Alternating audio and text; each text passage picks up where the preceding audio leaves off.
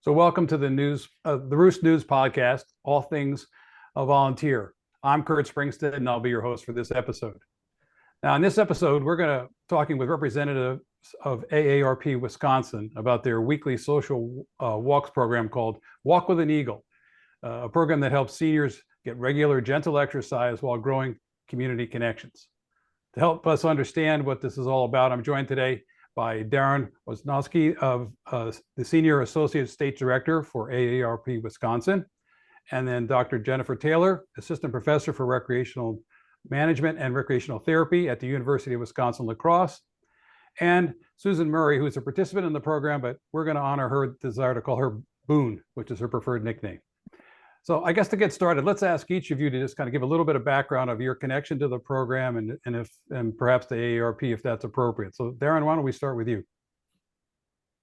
Yeah, the idea of the Walk with an Eagle program was simply hatched over a cup of coffee. Dr. Taylor had brought us in for a Disrupt Aging classroom session, and I then recognized that we work in La Crosse as one of our target communities, and we connected over coffee and just brainstormed of what else we can do to work together. And this was an idea that Jenn had, and we ran with it. Okay. Dr. Taylor, tell us a little bit about yourself. Yeah, so I like to call myself a motivational scientist and happy life enthusiast. And really, I just want to get people out and moving and then getting really students connected. So I've been a recreational therapist for 20 years, and this was just kind of one of those we had to do it programs. So I just really thank AARP for kind of stepping up and becoming just a great partner. Great. And Boon, I know you're not really new to the campus there, but you're kind of a participant in the program. Tell us a little bit about yourself.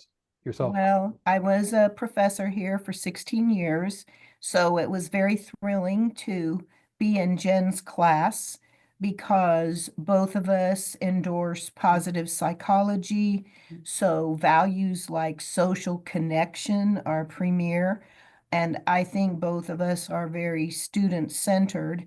So I retired in 2016, and for 8 years I've been doing disaster relief, facilitating playrooms in disaster shelters and humanitarian refugee centers.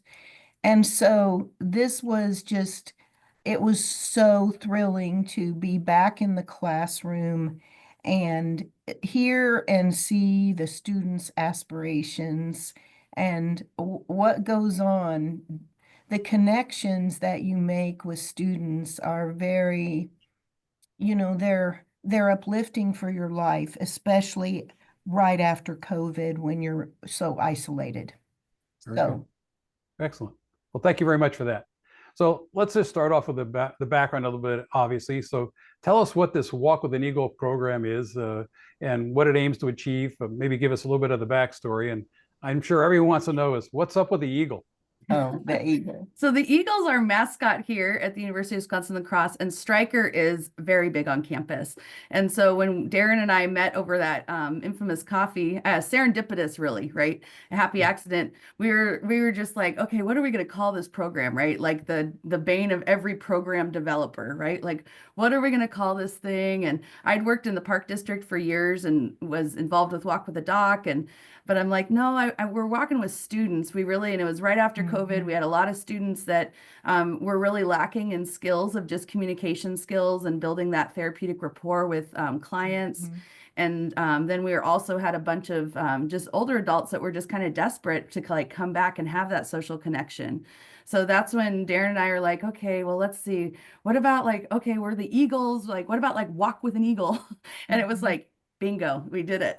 And so, and we thought, oh, well, we'll do this, nice little program. And I was scared to death that no one would show up and I'd have all these students and no participants. And Darrin's like, we'll handle the registration. And just came along to partner with us. And I said, okay. And I remember that first night where we were like, is anyone going to show up? And it's, you're starting a walking program in like the middle of February in Wisconsin. Like people are like, what are you doing, Jenn? Like, and I'm like, oh, it'll be fine. And I'm like, I don't know if it's going to be fine. But I just saw that need, and it just kept coming back, this need to just connect. And so, so that first night, boy, we did not disappoint. And every night, every week, and now we're in our third year, it has grown every single year. And it continues to just be such a smooth program to run. And I see the students just benefiting wildly, which is awesome. But then I also see the connections like Boon was talking about. About 85% of our participants were actually either former employees or alumni, or they've had some connection with the university. So a lot of them, it's like back on campus and kind of like a reunion almost. So it's a lot of fun. Great. That's good. So I'm just sort of curious, how is the program organized? You started to allude a little bit about students, but I mean, perhaps you can kind of, walk us through a session. Ooh, oh, that was almost good enough to be a pun. So our sessions, we have a recreational therapy in older adults, and recreation therapy, we use structured activities and a process to actually have people work towards their goals, whether it's social connection, cognitive, physical. And so we have this awesome class that's like working with older adults. However, formally, it was really kind of focused on like the skilled nursing, long-term care, and which a lot of our students already worked in. And so I wanted to kind of open it up to kind of community dwelling, active older adults, and challenge some of those stereotypes and some of those perceptions that students have about older adults, right? They really just think, and they do, a lot of them do want to work in gerontology, but they never thought about like, oh, wow, I could even work for AARP someday, right? And so that was really a big part of kind of how the program developed from our side. And let's see, a typical session, you want to walk them through like a typical session? Sure. How people come in? So it's embedded in a 3-hour class on Tuesday evenings. And so the seniors come the last hour, and we have just a quick check-in where Jenn makes announcements. And I just have to say, it goes so much smoother when the person directing the program is calm and not ruffled by, JAGs in attendance, because if you got too tight with structuring it and too rigid, if you don't come back every week, penalties or something like that, it would be very off-putting, because us seniors are stubborn. A lot of us have family members having health issues, and we miss sometimes. Well, you're busy. And your calendars are very busy too. And sometimes we get sick, and we don't want to make other people sick, so we miss. And she handled that every week like a breeze. So we quickly check in. And also, it's kind of amazing that the participant group, it changed every week, because new people kept coming the entire up to the last night, which was graciously just integrated, no fuss about that. Professor Jenn quickly matches a student maybe whose person hasn't shown up, and so we're matched. Sometimes we put 2 seniors to 1 student, and then we go out, and because it starts in February, it's really usually too cold to go outdoors, so until maybe April. So we walk both the stairwells if people want to do that. The range of walkability capability is variable. This is also a beautiful, inclusive aspect of the program, because we have people who have difficulty walking, and there have been a few people who participated using a wheelchair. And so Jenn, she watches and notices these things, but always with good humor and easygoing but attentive presence. And so you get the choice. How many people want to walk outside tonight, and how many people want to walk indoors? But of course, if you walk outside, you can go to various campus buildings. And seeing new campus buildings, like the very first night, we went over to the Prairie Springs new science building that was across from the Student Activity Center where we were meeting. So those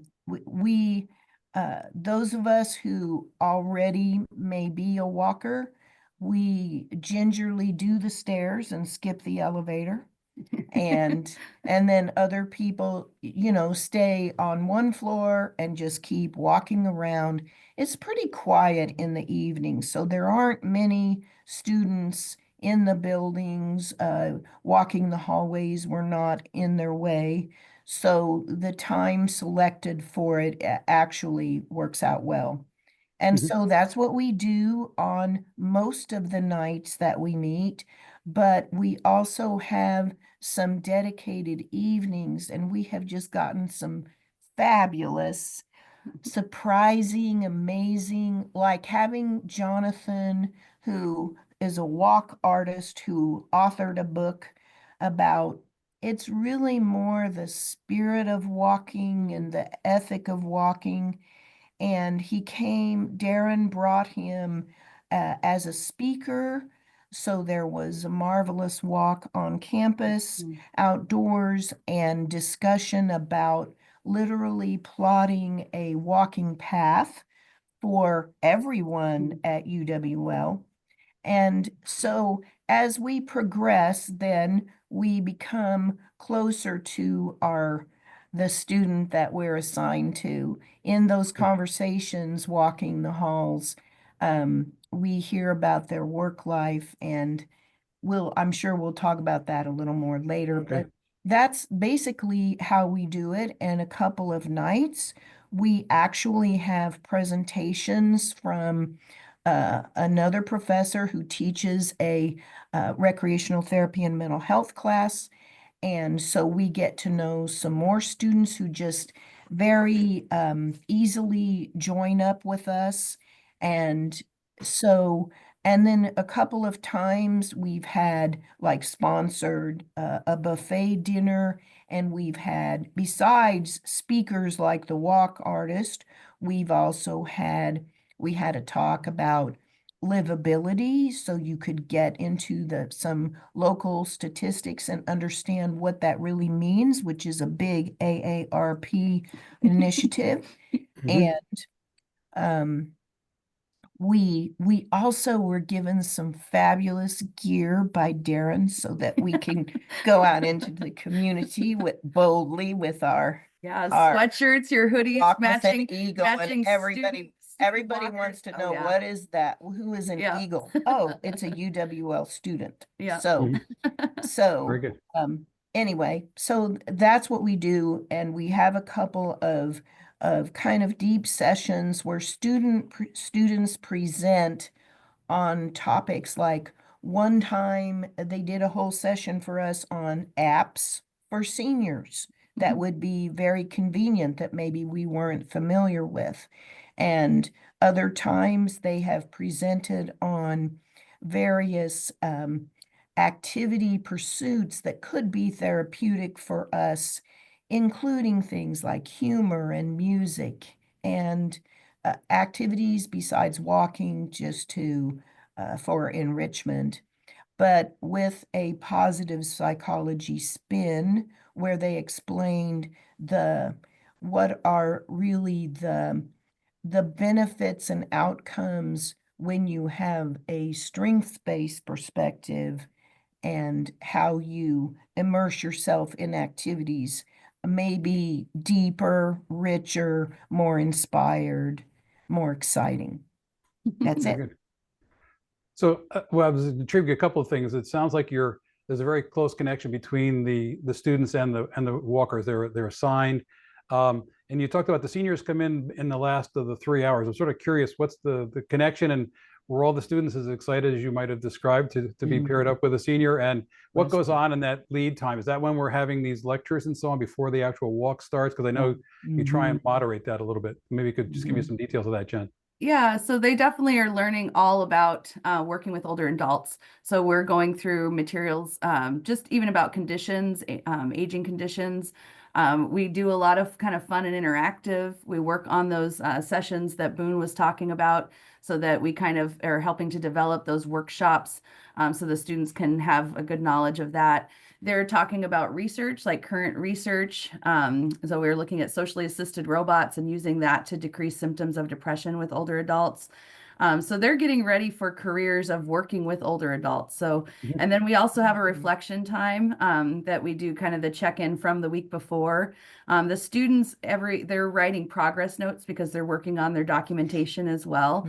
And so I love reading those papers. It's like probably the funnest papers I get to grade too. So like the best program, the funnest papers, right? But reading about how it really challenged their perception of older adults time after time. Some of them, they had no desire to work with older adults. The class just kind of fit their schedule.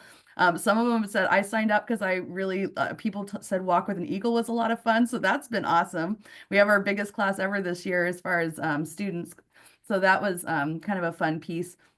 But yeah, so the students share as well what's going on in their sessions, strategies for communication, any challenges that they've seen. I always have like cool stories or highlights, right? So that the students, because the students don't read each other's papers. So I always have like someone share a highlight of the week from their session. And a lot of the students too talk about how much they enjoy just sharing with someone every week, just about their life, and that they take this 45 minutes walks with someone, and where the whole purpose is social connection. And we make that very clear, because a lot of walking programs focus on how many steps did you get in, and that's great. We're not against we love physical activity, but the purpose of our program from day one, and Darrin was really supportive of this too, it's social connection.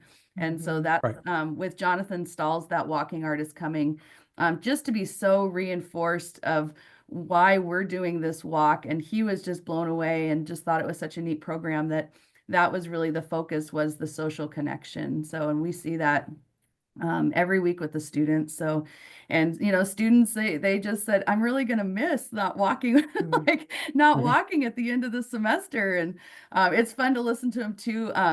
One of the stereotypes that they really challenge perceptions is they'll have a hard time keeping up with the older adults, because a lot of our older adults, they are walkers throughout the week, and not all of our students are, that physically active. So that was like, I asked, like, what surprised you about this week? And it's like, I can't barely, I'm walking more so I can keep up more. So, and I just think too, like I mentioned, a lot of our seniors are walkers, but one of the neatest notes I received was, 6 days a week I walk alone. And this one day at Walk with an Eagle, I walk with other people. And so it's like, I will keep that on the back of my door for the rest of my life until I'm done and sitting in Boon's chair in another 20 years. So, but just the social connection here. Well, that's great. Yeah, I'm a facilitator for the Disrupt Aging, so I could see the tie-in and the extension of breaking down those perceptions in both directions. The young perception of the old, and the old's perception of the young. So that's great. That's fantastic. So well, I heard, there may be something about walking with someone side by side, because it is true, there is a little awkwardness in the beginning. The seniors are sitting there, they've arrived, and we're waiting for the students to walk down all the way from their building. And when they come in, the students are hanging together with each other like, oh no, who's she going to assign me to? And so my first night, my first year, I had the only male student in the class. And he was a character, and he happens to be a bicyclist, so he's very cardio fit. And I think that he is a fast walker. And I think he was a little shocked that I could keep up with him.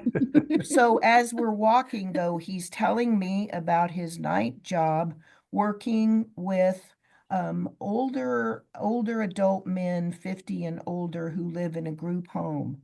And I was so moved by his very person-centered manner with those participants who will joke around with him about staff they do not like, who are daytime providers. And so he just simply listens to them, but he will also, for somebody who's restless and can't sleep, he will stay up with them or take them out for a walk.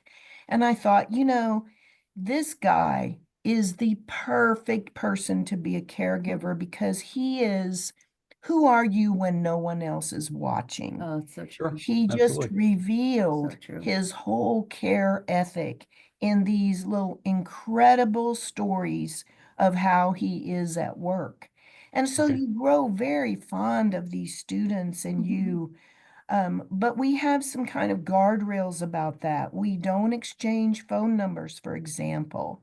And especially when it ends, you wish that you could follow them maybe into their internship or if they're going on for graduate school. But then, we don't have their information, and it's not probably forbidden to contact them, but it's like moving on and more walkers are Sure. ahead. And no, don't in the students do become very attached to us. Like, it's true, we may bring them a cookie or a little snack or something like that, but we don't like get into boundary issues. It's not Mhm. really Sure. necessary to make strict rules about it, but Right. there are just some sensible guidelines. Sure, of course.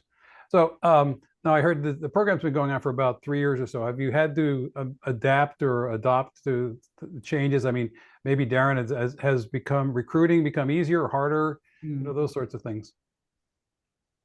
I mean, from my perspective, recruiting has become easier. We host a monthly coffee in La Crosse, and we have a number of the walkers who attend that, and they're always talking it up. And when I just sent out the registration for this year, they were telling all the people who don't participate in Walk With you need to do this. You need to make time for it on Tuesday night. So, the word of mouth is just incredible. And it's hard to resist when somebody is offering this up as a suggestion and giving their endorsement of the program. So I think that has become way easier than it has been.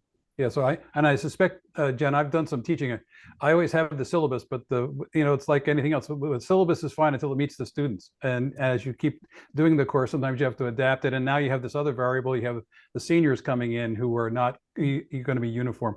So have you had to adapt your part of the aspect at all? I think we've just been really open. So our class is actually a community engaged learning class that we've been identified through the university through the community engaged learning office.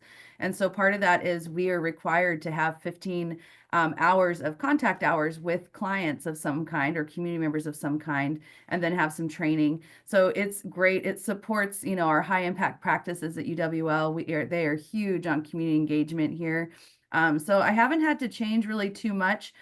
We did change a little bit about Boon was talking about the wellness workshops that we've done, but we brought in the other class that teaches the mental health. So we did that, but haven't had to change anything based on like a challenge. Like I mentioned, this is literally the easiest program I've run in 20 years of programming. So it really does run itself. Now, if I didn't have AARP for a partner, I don't know, because the recruitment it's hard recruiting because we just don't have those channels as much. So to be able to really have this connection to the exact target demographic that you're going for, it just makes things really a lot easier. And I would encourage other professors that are thinking about, oh, I don't know about this is a lot, but it really does, get up and running, and it really runs itself. Okay, very good. So I'm just curious though, you've had 3 years of success. Do you have what do your future plans look like? Is there expansion, some other extensions? Uh-oh, I think I struck a nerve. Well, funny funny you should ask that, Kurt. Darrin has been encouraging us to apply for a community challenge grant through AARP and the walkers. Boon mentioned that we've been mapping out walking routes around campus. And when Jonathan, the walking artist, was here, we actually did some. He's like, yeah, this would be a really good route. And so we are in the midst of development for community challenge grant. We have to get a lot of things in place. But we are lining things up, and we're having our walkers actually map what routes they would like around campus. And so we're looking at all that with, we're just starting talks with the campus community, and they've never had established walking routes around campus, but I've taught at other universities. This university is so accessible. Yes. All those things that, like having bathrooms nearby, having safe sidewalks, having plenty of, benches to sit down and rest along the way, having some indoor spaces to walk when the weather's bad, all those things that can be a challenge, though they're there already. The infrastructure's there already. So just by, identifying through some signage and actually having these established walking routes. So that's our next big thing. We want to have on that walking route a friendship bench that would actually be available for walkers and then college students if they want to kind of sit and chat with. Even our Walk with an Eagle, there, you guys are always wanting. We only run the program once a year in the springtime, and so they're always like, "Well, what other things can we do?" So now our next push is also a senior speed dating event that's going to hopefully be taken. Well, it's going to be this spring too. So we're always trying something new. Darrin, I'm always like, I don't know if you'd be into this, Darrin. He's the first to say yes. And like, well, of course I'm in, right? And so his dedication really to the community here in La Crosse has been amazing. So it's kind of one of those partnerships where it's like, this is, I think, what a partnership feels like, right? Like where both have their strengths and we just support each other. And we've had some great times that we did summer walks. We started those, we did those summer walks. And then one of them ended on the La Crosse Queen with some good food and some drinks. And I mean, we've had such a great time. So yeah, we definitely want to continue it. But yeah, that's our next thing, is establishing these walking routes, and through the community challenge grant, that's our next like big coup, if you will. Well, good luck with that. Thank you. So I know you're working with students. So are we measuring anything, and do we have any data that tells us, socially, physically, how this is working out for the community? Yep. So since this was a new program, we wanted to really do some qualitative research. So we actually did 2 focus groups, and we went through the whole IRB process through our university. We're done with the focus groups. We're almost done analyzing all the focus group data, and then we're going to be putting out some articles this next year. So we actually are done with the lit reviews and almost done with the data. So, but there was so much data in there. It was like, oh wow, these things that you probably wouldn't have gotten by a simple questionnaire, right? So then our next step will be looking at connection to the community, because we have some great scales that we can look at, but we wanted to start with exploratory study of the walkers, right? So we did 2 focus groups with walkers. So it's probably a little early, but still seems like it's going in the right direction. Yeah, it's gonna be a good time. It's gonna be a good time. So the big question for our listeners is, so this sounds so exciting. How do I go about doing this in my neighborhood? Yeah, so I don't know, Darrin or any of you. How do I make this happen? Well, something very, very pragmatic that is just amazing, and it could even be overlooked. It's so obvious. Parking. Oh my gosh. Now, I have an extraordinary parking privilege because I retired as a professor emeritus. So it's like a little reward, which is like, then I can go to the Eagle Recreational Center, walk on the track, and so on and so on. But I can park anywhere. However, the first year, the students came all the way from the Health Science Center to the opposite end of campus to the student union. And the seniors, though, would gather in a beautiful 3rd floor conference room. So that ate up, a few minutes on the front and the back end, but the parking there is by the student center is optimal because it's across from the alumni center, and many retirees that our walkers in the program have formerly worked at UWL in some capacity. So they still would have to pay for parking. And so involving the campus parking office that from that very first night, when you came in, if you didn't already have it prearranged, they were there to tell you what to do, and it was very convenient to the building. Then when we moved down here to the Health Science Center, where Jenn and I are right now in the lowest level of that health science building, there is a very large parking lot, and it's more has more space in the evening, of course. So the timing of the class kind of works out with it. But you really, for seniors, another thing, a feature of the program is that there are quite a few couples who are spouses where one partner has dementia and they're caregivers. And it is heartbreaking, inspiring, haunting, that they're part of our walkers. And even I think one caregiver was really worried whether the students would be able to handle, her husband's walking, but they didn't need to worry. And he did very well, being for a few moments without his all-time caregiver. And so all of that is just more amazing connections. And so parking is just like it is an absolute fundamental aspect of the plan. The details matter, right?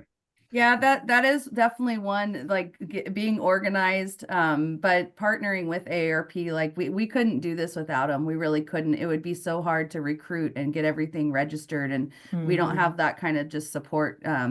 So, and it's a lot from the university standpoint. So if another professor is looking to do it, if they reach out, I don't know what the different, obviously different offices and different resources, but it really is a great connection in that part. And when Boon was talking about the care partner and participant, that's really one of my favorite memories of the program. And I think that that's important too, that when you're organizing, don't get caught up in the logistics of it. It's going to work out. Like it's going to work out.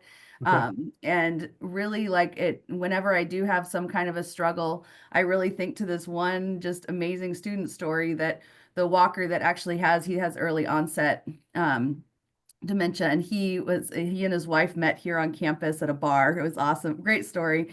But he walked the student by his old frat house, and he said, I just want to see it one more time. And he just the relationships and the memories, it just anything that would come up, it's like, you know what, so worth it, so worth it. The juice is definitely worth the squeeze on that one. So and take the risk, because it's minimal, and the outcomes for students, the outcomes for seniors, and then even for me as a professor, it really feeds my soul. It really does. It's that kind of stuff that's like, this is why I'm a professor, right? It's not like all the million term papers and the meetings and everything else. It's like when you watch the impact on students' lives, and then you watch the impact that students make on community members' lives. So keep your eyes on that goal. So I think the challenge is so that I meet the right person that kind of accidentally or whatever at the coffee shop like you guys did.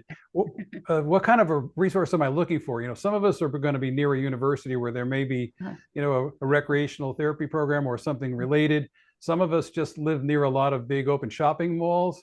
But there might be a recreational therapist who practices near. I mean, what credentials, what kind of a person am I looking for that perhaps we can partner with? Yeah, and Kurt, it's funny you were talking about the disrupt aging, and that's actually where Darrin and I met. Yes, we set up a coffee date after, but he was doing a virtual training, and just that connection. It's like I think we can do some cool stuff together. So having worked in Parks and Rec for years, this would be a perfect program to run at a senior center, and especially a lot of our senior centers in the communities, they have walkable paths around and even have the exercise equipment, so you could maybe work some of that in. So that would be a great partner as well. And they're always looking for new programs. I think in the assisted living neighborhoods, we have a lot of people that want to stay active. Those a lot of those people are called life enrichment directors or activity directors. They are always looking for people to come and help start a program. And we're happy to share. I am an open book. So if anyone wants to reach out, feel free to send my contact information along. But we really do minimal. I mean, it's really minimal, and you don't have to have a huge number of students. But it is nice to have those students. I think if you were doing even a high school class, if you were staying there, it might work in that. I haven't tried it, but that could potentially be another area. Not just recreational therapy. We have, gerontology programs that would be great. Occupational therapy programs. This would be a great program for them as well. Physical therapy. It really meets a lot of needs, right? Very good. So, because we know rec therapy programs aren't everywhere, but if you can find a rec therapist, we're kind of the whole package. I'm just gonna say it. I mean, we might be a little biased on that one, though, right, Boon? I have different kind of therapists in my family, so I'm used to that professional prejudice. That's quite all right. So we need to sort of wrap up here. Anything we forgot to discuss that you think is important for our audience to know? Oh, we were pretty thorough here, but I just want to give you the opportunity. I don't know. What do you think, Boon? You have any final thoughts? Well, I was thinking about this and just reiterating that you don't want to hold things too tight when you're running a program like this. You need to be easygoing in terms of expectations, because regular attendance may not be, while it would be preferred, it just is not maybe viable. How people come and go, and sometimes you mix up the students with a new person who shows up. And but also some fallout from this is that seniors, I mean, I have been as kind of stunned by my fellow seniors as I have by the passion in the students for working in health careers and working with older adults. But we start becoming very supportive of each other, giving each other rides to and from, and doing things and meeting up outside of class for other activities like the coffee and conversation, etc. So that's great. That's how you met Liz, right? Your friend. Yeah. So that's that. I mean, and that has been, we didn't even touch on that, but yeah, it's kind of cool. The connections between the seniors. There definitely needs to be structure, but it's worked out just right. To a little chaos at the beginning of each session as people get reassigned, but we're all in for it, and we want to go out and walk. And but we also walked with the department's therapy dog. Oh, yeah, Rossi. We have a facility dog, and Rossi came on a walk too. And some professors do come and visit and take walks with us too. So that is good advice. Go with the flow a little bit, and it's a great program to try out. Yeah, well, I think that's great. And we did kind of downplay the social aspect, but many of us seniors get challenged to make friends, and there's nothing like hanging around with other people doing things you like to do to just sort of break down. And if you're walking for any length of time, eventually you're just going to have to chat about something, and you might discover you have a connection with someone there. That's really fantastic. Listen, I want to thank you all for your sharing, Darrin, Jenn, and Boon. We've gotten a great insight. I want to thank our audience as usual. We'll encourage the audience to subscribe to our Roost News podcast channel on YouTube, and or to listen to it on the audio versions on any of your favorite podcast platforms. And of course, make sure that our audience invites their colleagues and friends to come hear about this fantastic program. And as a walker, I have to say I'm really jealous. I'm trying to figure out how I'm going to make my way. It's about 1,000 miles from here, but I might try and figure out how to get to La Crosse. You know, Kurt, just fly us out. We'll come and do a little All right. walk with an eagle with you, no problem, on Okay. location. We haven't Very done good. that yet, Boone, on location. Hey, Thank you. there you go. All right. Thank you all. Have a great, appreciate everything. Have a great day. Thank you. Thank you.